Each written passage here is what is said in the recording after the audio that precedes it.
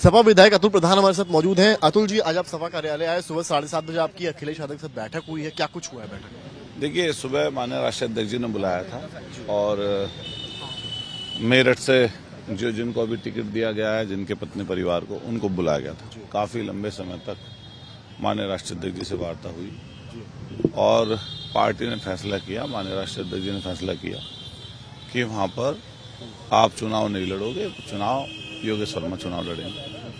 तो पार्टी ने फैसला कर लिया तो चुनाव लड़ेंगे।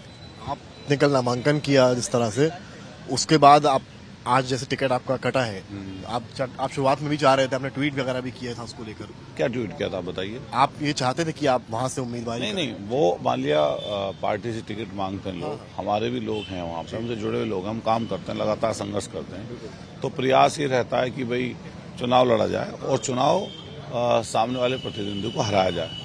तो माननीय राष्ट्रीय अध्यक्ष जी ने फैसला कर लिया कि उन्हें चुनाव लड़ाना है, तो जो उन्होंने फैसला कर लिया स्वीकार है। योगेश जी हैं जो यहाँ पर थे बैठक में, क्या कुछ अखिलेश यादव ने कहा आप लोगों से? देखिए, रीजन क्या दिया? देखिए, माननीय राष्ट्रीय अध्यक्ष जी ने कोई बात समझकर, सोचकर, कोई वहां से संबंधित कोई बात ऐसी रही होगी उनके मन में जिसके ऊपर माननीय राष्ट्रीय अध्यक्ष जी ने फैसला लिया है और जो उन्होंने निर्णय लिया है उसको स्वीकार करते हैं। सोशल मीडिया पर एक चर्चा चल रही है कि अतुल प्रधान पार्टी छोड़ने के मूड में है जब उनको टिकट। अच्छा, ये कितनी बताइए, सच्चाई है? मान लिया मैं तो यहीं आपके सामने साक्षात खड़ा हूं, अभी थोड़ी देर पहले मीटिंग हुई है, थोड़ी देर बाद फिर हम लोग उनसे मिलेंगे। जब इस तरह का फैसला रहता है तो कठिन होता है फैसला, लेकिन पार्टी बड़ी है और पार्टी जो है तय करती है कि भाई क्या करना है।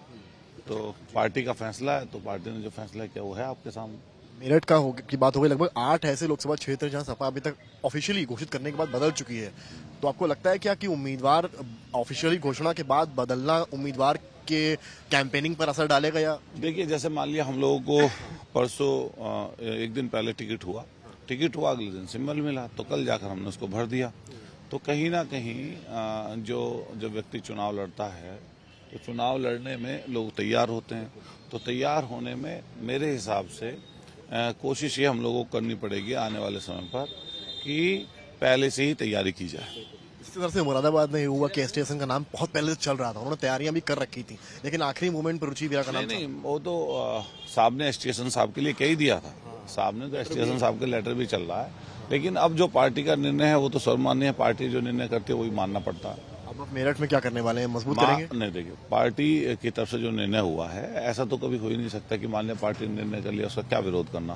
तो विरोध तो नहीं है। मैं तो अपने तमाम वहाँ पर जो भी साथी हैं, हमारे जानने वाले, मैं सबसे कहूँगा कि ये मौके, मान लिया विधायक के रूप में हमारे सदन की जनता ने हमें चुनाव जिता ही रखा है, तो संघर्ष का मौका तो हमारे पास है ही।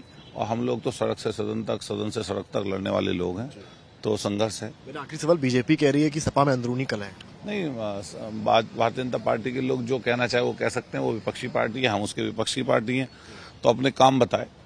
तो ये थे हमारे साथ अतुल प्रधान, आज तक से बातचीत की है और साफ कहा है कि बैठक हुई 7:30 बजे, योगेश वर्मा भी बैठक में मौजूद रहे और क्या कुछ तय हुआ ये अब सबके सामने है। कट चुका है अतुल प्रधान का टिकट और योगेश वर्मा हो गए हैं ऑफिशियली मेरठ से सपा के उम्मीदवार। कैमरामैन रोहित के साथ समर्थ श्रीवास्तव, लखनऊ आज तक।